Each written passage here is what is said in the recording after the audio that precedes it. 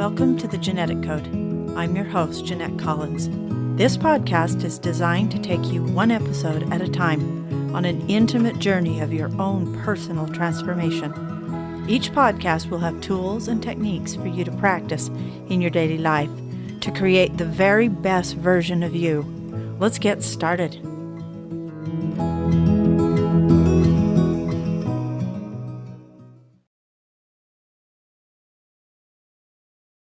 Accountable. There are many different ways to think about accountability. When it comes to personal transformation, being accountable has many layers.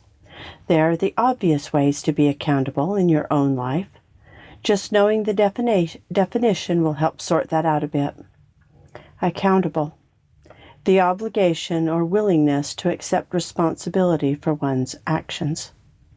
When you are learning to unlearn old behaviors that don't serve the greatest good in you, then you begin to take great notice of what you say or how you act with a level of awareness that gives you the ability to determine the consequences of your actions towards you or others. This level of awareness isn't reactive to life, it's responsive to life and the experiences around us. At this level of your awareness, you will begin truly taking inventory of your thoughts about different circumstances in your life. So what does being accountable mean?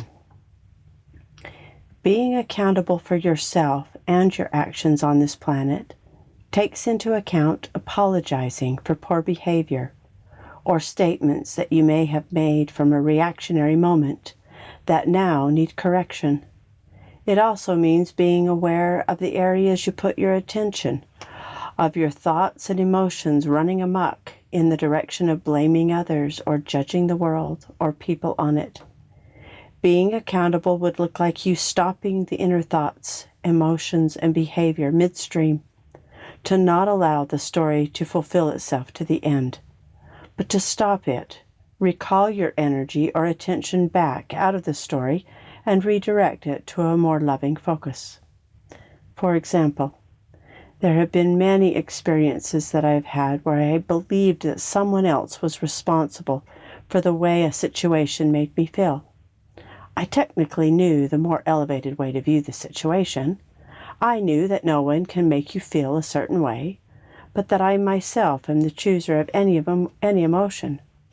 But the pattern of blame was stronger, and sometimes I would give in to the story of blaming and carry on an internal dialogue where I would spend hours, sometimes days, rehearsing the story and validating me and making the other characters the villain in order to keep the emotion of feeling wronged by someone, or another way to say it would be to hold myself as a victim in life, and therefore needing constant validation that they were wrong and awful to treat me that way when all I was doing was my very best.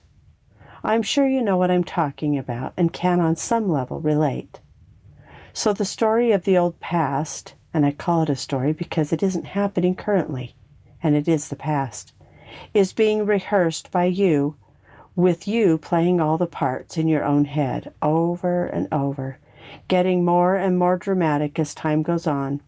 The story that you rehearse will, by natural principle, play out again for you in real time all over again, with a few varying differences than it did the first time, but with the exact same emotion of you being the victim as the running theme. The tool to transform this energy and become more and more accountable for where you place your attention and energy is this. Stop the story. No matter where you are in its sequence, stop it. Take a breath. Notice that the event that you are rehearsing in your own mind isn't currently happening. And you, by your rehearsing it over and over, keep your precious energy held hostage into a past memory. By choice of where and what you are choosing to think about, you rob yourself of the present moment and all its beautiful potential. There is no accountability in this scenario. All right, you have pushed pause on the repetitive story in your mind. Now you can ask yourself this. If this situation happened again, what would the greatest, more loving outcome look like? How would I like to respond? And would my response be loving? Rewrite the responses of all the characters in your mind story to be the greatest selves that you can imagine for them to be. Then you can let the story go, and you will discover how easy it is to release a story from your attention after you've rehearsed it to be a positive, uplifting story and release the victim. This is taking your inner power back. This is self-accountability. By doing this action inside your mind to rewrite, quickly, might I add, a new, more elevated punchline to the event, make it how you would have desired it to actually be inside your mind. Feel satisfied at the beautiful result you created in your mind and let it go. You are taking accountability for your own energy and stepping into the role of creator of your own life. Notice as you look over your life and the experiences that you've had, that we by nature rehearse the experiences we have. We go over them in our minds to see what or why something happened. Get into the habit of rehearsing each experience that seems to occupy your attention in your mind in any negative, disempowering way. Take a moment to be present with what you would rather be feeling. Move your thoughts to an elevated feeling to bring empowerment to you. Be accountable for your inner world. Grow beauty where you once held judgment. Practice more love and compassion within by rewriting negative events to being positive, loving events. And in no time, your outer world will begin to have matching external experiences to your beautiful internal stories and dialogue. As within, so without. True accountability is true empowerment. The more you use the power of your thoughts to create beauty from ashes and to tend your inner world from the greatest level of love you can, the more your outer world will begin to match the frequency that you are vibrating, to turn ashes to beauty. Life will do what life does. You will have many events that will come that give you opportunities to practice this new elevated self in, to see how well you are mastering you, to be accountable for all the misplaced energy by redirecting your thoughts and emotions to a higher, more loving way to be, to know that you are the creator of your reality, that the thoughts you think create the emotions you feel, which ultimately create the actions you take. By becoming aware and choosing to rehearse a more beautiful outcome, where everyone in the story shows up at their best, we will begin to see that new story out in front of us. We will have more and more joy created in our lives, and through our experiences that transform us and grow us, we will be able to stand tall within ourselves when new challenges present themselves to us. Because you are learning how to master your inner self to create a loving internal world, where you forgive, forget, and embrace with love the many versions of you, your inner responses will become your outer responses to life. And like any true master has demonstrated, you will be becoming a living example of what it means to be in this world, but not of it. The world is a school to learn, so the lessons will forever be there. But you will transform yourself so that you will become the master of this level of your life.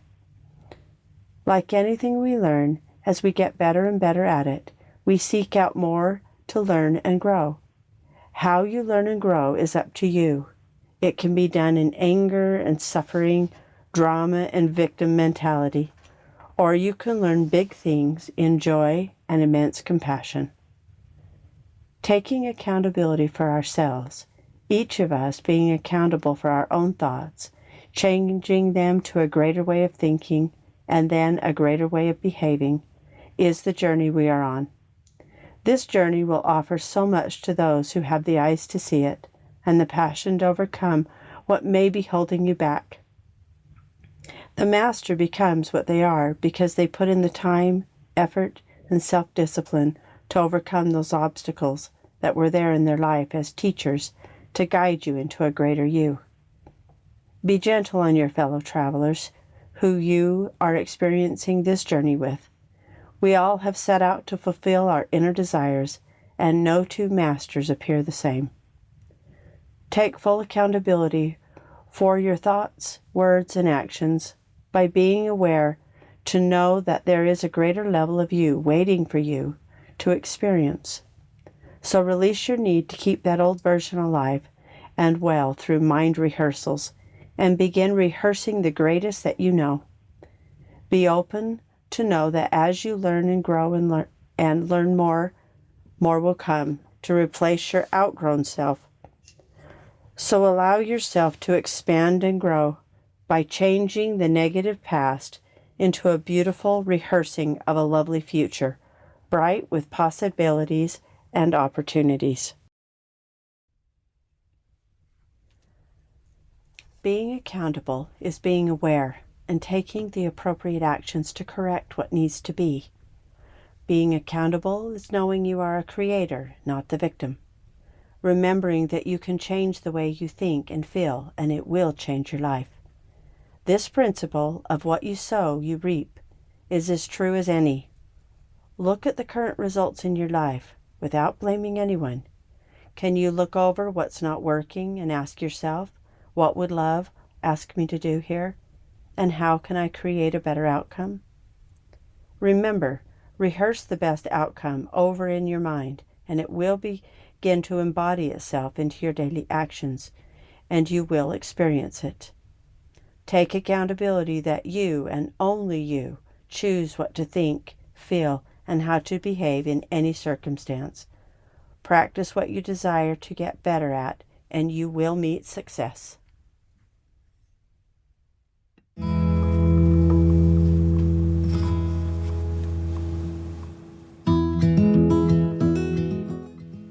Thank you for joining me on this podcast. Please share this with others and tune in next week for another chance to learn, grow, and become a part of the greatest journey on earth, the journey to transform yourself, to empower yourself, and to extend that love to the world.